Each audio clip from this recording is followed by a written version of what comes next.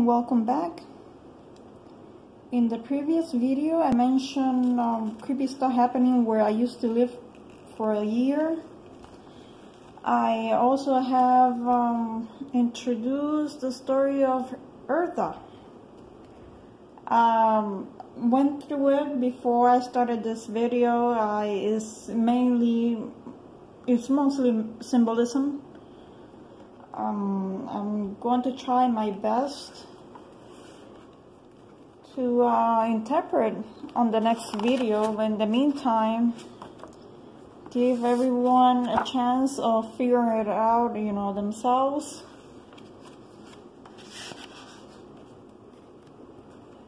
I think it's I stopped all the way in the beginning.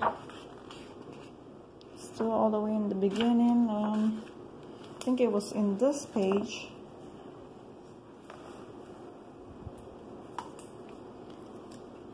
Okay, so far, before I start talking about what happened to the apartment I used to live for a year, while I was there, what happened within the residence. It says here, keep looking. When they mean that, all this time they have been looking for something that symbolizes dreams. Now these dreams come from a so to speak city. After a while, like Lord of the Rings, it became legend, and then legend became a myth, and then now apparently it doesn't exist at all.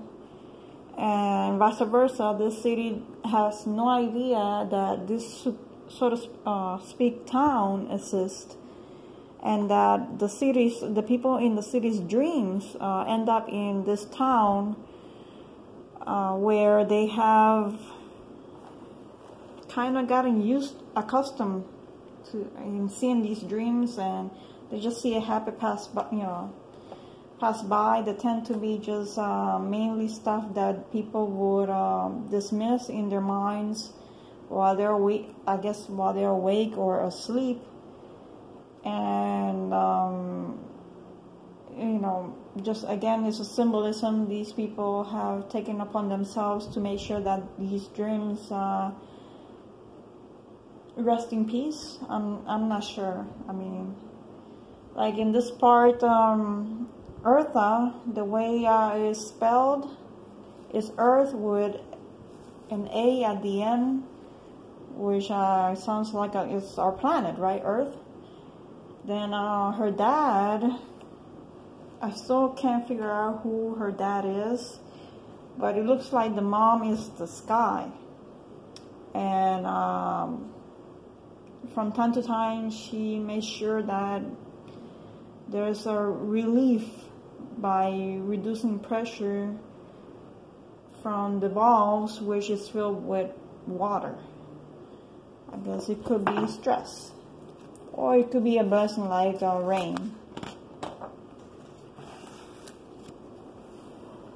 So whenever she does that, and people still not sure why, it kind of floods a little, and each time it floods a little bit more than usual. All this time they having little by little a crisis. They're gonna end up having a crisis apparently, because things are changing, but not for the best.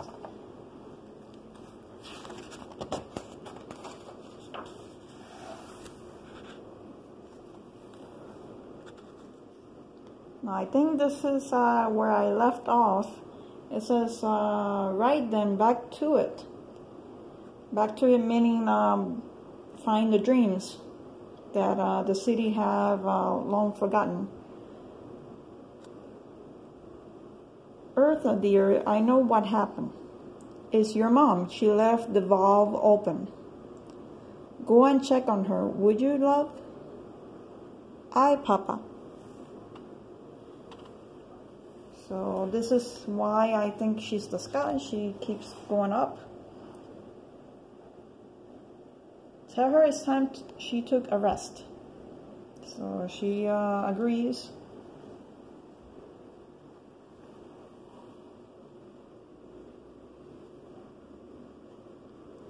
So this is yet another plane. They're always working, but who knows with what. Morning, Eartha. Eartha agrees, you know. She's looking for the mom. This is a bit more complicated, you know. I would think too complicated for children. I mean, simple words, and I can't quite figure out everything.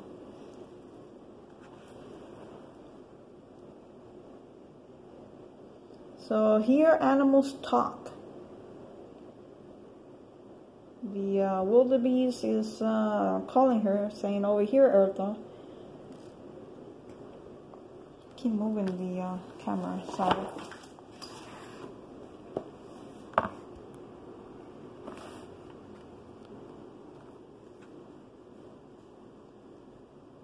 Your mom was checking the balls when she just ran off. The turnip field flooded. And it would have been even worse. I mean, even more had, wait, where am I? And it would have even more had, and it would have been more I had not shut the valve with my horns. Not easy. Go and check on her, would you, dear? She is behaving most oddly today. I might have heard her crying. She's a laugher, not a crier.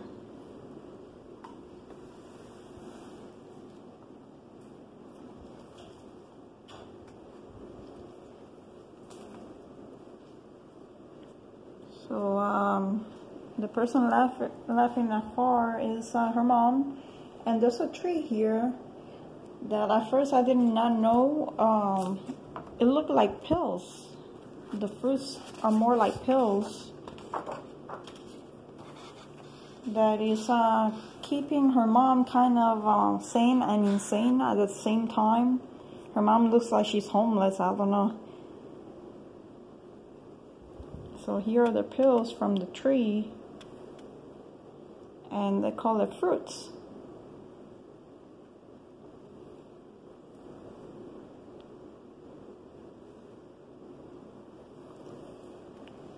So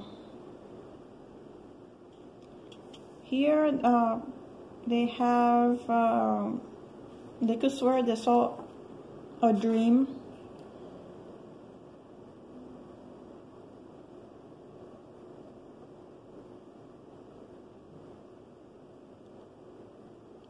The trees never fruit before. 10 plums is all I had. It looks like she's overdosing.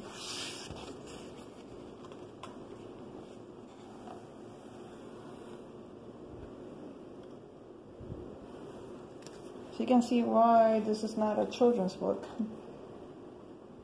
I'm gonna try to go over as quick as possible because personally, aside that it's not easy for me to interpret, I don't know if people will be interested in reading this kind of comic book. So I'm just going to pass by quickly, you know, the pages and just let you know what I think of it, to then just get to the next book.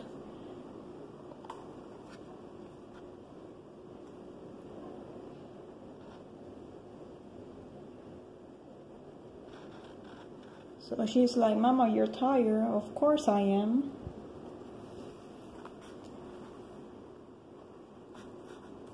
So here is, aren't you cold up here?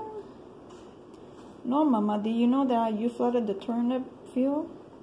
Did I? Was it bad? No, his weight, up to Papa's knees? No, his waist. But I grabbed him in time.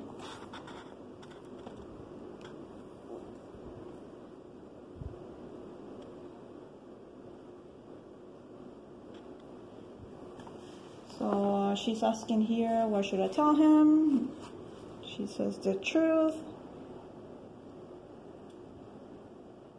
And she's talking about the dream.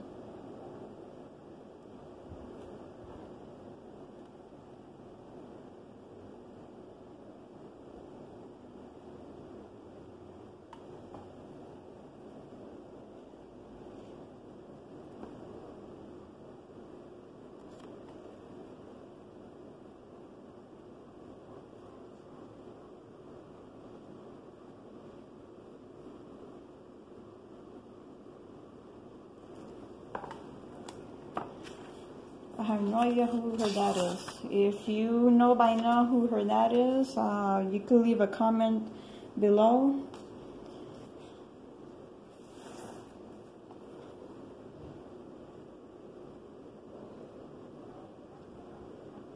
So the dad is worried.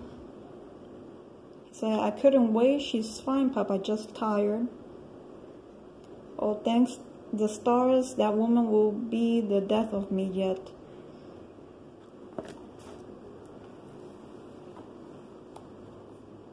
She got into those plums again, didn't she? Aye, Papa, they make her daffy. She should leave the rest for the buffalo. You know, those plums could also mean the stars. Aye, Papa.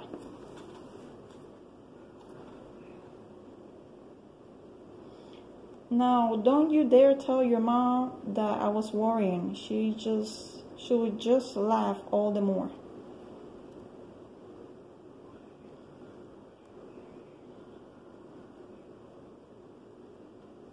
So what the meaning of the mom's laughter has to do with calming him down.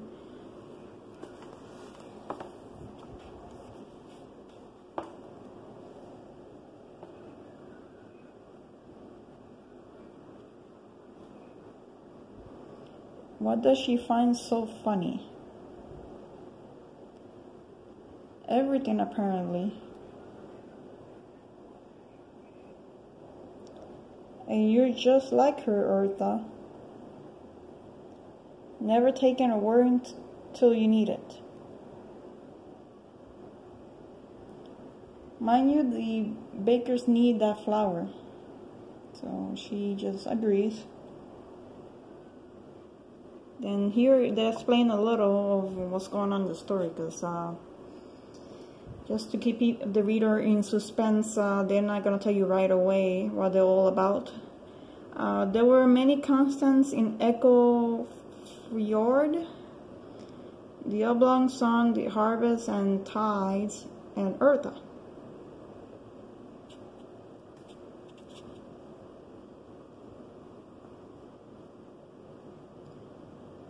Big as a boulder and softer than the moss that grew on it. Eartha was everyone's friend.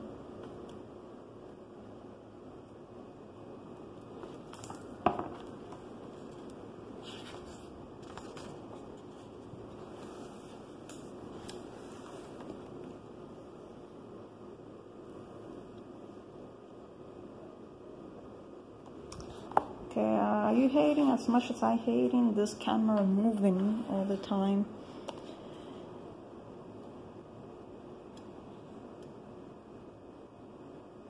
Eartha, dear, will you carry this?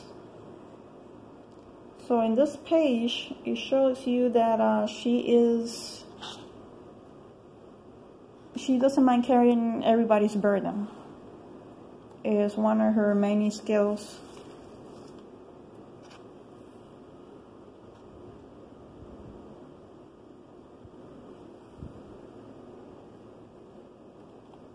And it shows many of them are fatigued. They show fatigue and drunkenness. Yes, I would say as if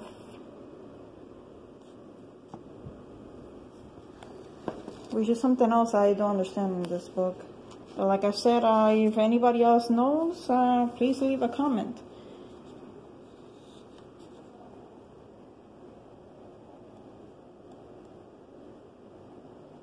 Going to the pub, Eartha?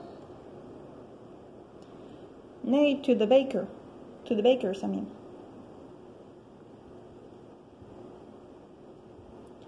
Like the landlocked folks in Echo Fjord were well furrowed and open. They plowed and pecked and hauled every food that grew from darkness. For them night was on the ground, and it met the day in a promising shoot.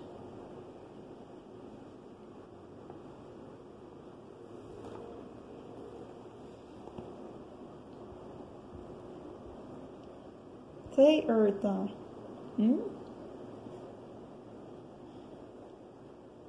Do you know that every squid can count up to 10,000? You don't say. Eartha was more open than most. If any fool made a confident claim, then she believed him.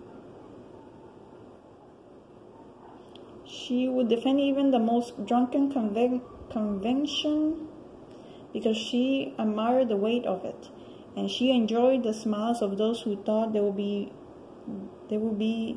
believed. All true, all true. And then he fell asleep.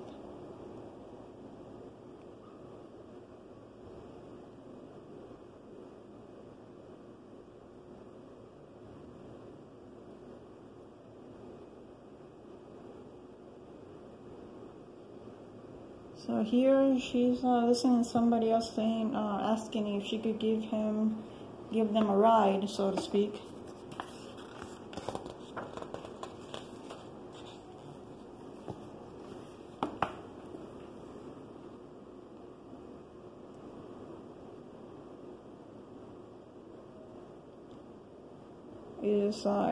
Turns out to be a wildebeest. Wherever she went in the fjord, Eartha could find a friendly face and bear a familiar load. As long as her world pressed against her, she knew she was real.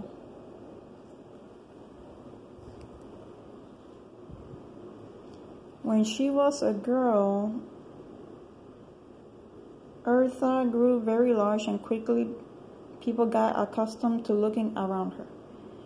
And she learned to move here and there so that they would see her again.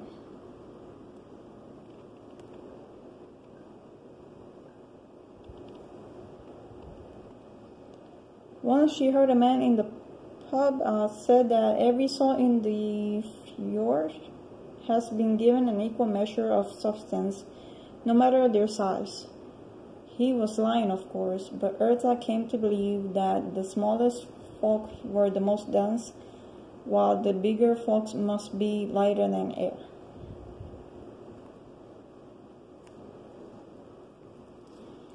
So I don't know, I mean, I guess alcohol is a punishment? Way of thinking tends to get. You will feel like the person is drunk.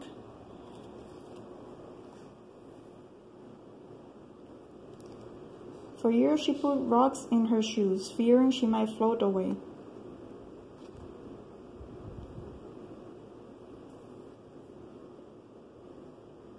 Only Mabel could assure her that substance was gained through loving bonds, and that no force could topple a thing that loved.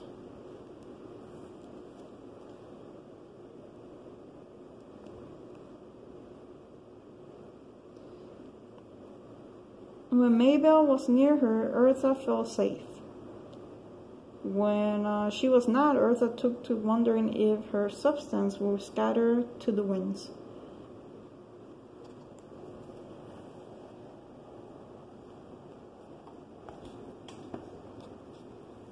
So I guess her friend Mabel kept her sane in a way.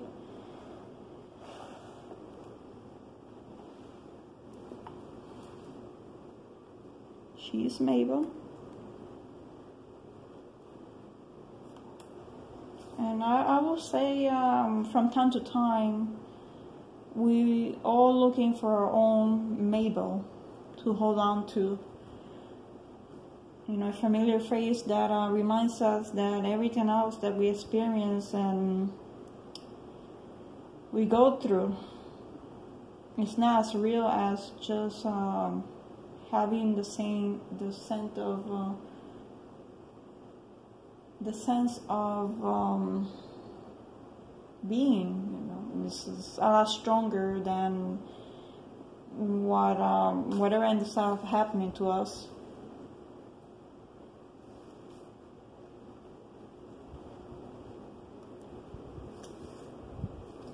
So back to what I have been going through. I'm just gonna leave it here. We're on page 25. I don't know if you appreciated more me reading it or just looking at the pictures. Okay, so I'm going back to what happened while I was in that apartment for a year. I'm just gonna start saying it's so strange to see something happening and no one saying anything.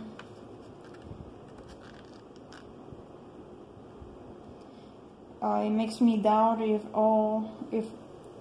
it all really happened.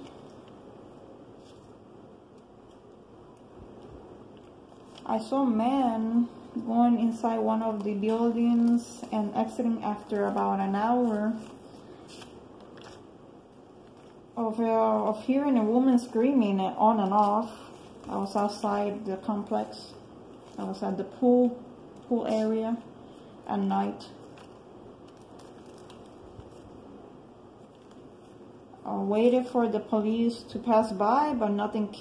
I can't believe no one from the same building heard it.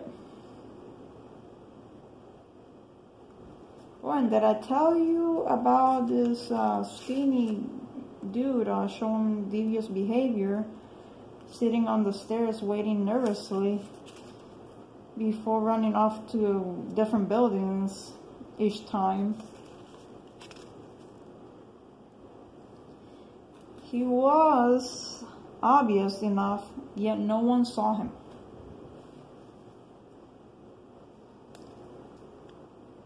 The guy is still around. The last time I saw him was at a playground, pacing around by himself.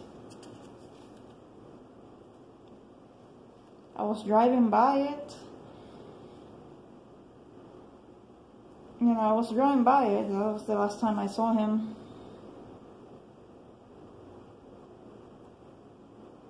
And how about the time I saw a man sitting behind the building where I used to live in? A guy who lived at the apartment below mine, sounding like he stumped his toe, is now in a lot of pain, and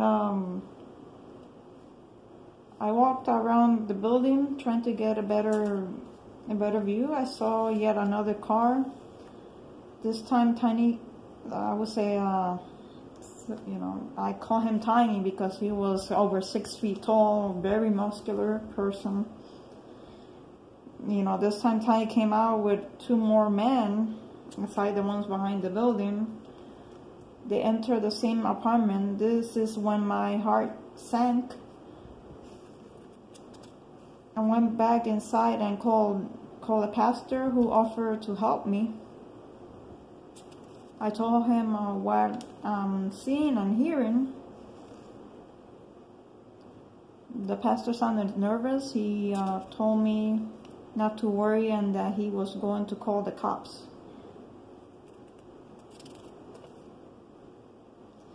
They must have known because they left before I saw a police car patrolling. They were in the phone most of the time, so I'm just wondering if they have someone, a lookout, to see if there's anyone who have reported it, because they were pretty obvious too. A few weeks later, I saw Tiny again, and another man coming out of a different vehicle. messing with the panel and the camera around 1 a.m., you know, at the gate. Well, I was on my way to work. This time I was working, I think by this time I was working 2 jobs. I was working at the casino as a temp job, and then I got transferred to the people who count the money within the machines. So we had to really get up really early and get everything done before it gets too busy. I mean. And like I said before, I see things and no complaints from anyone else.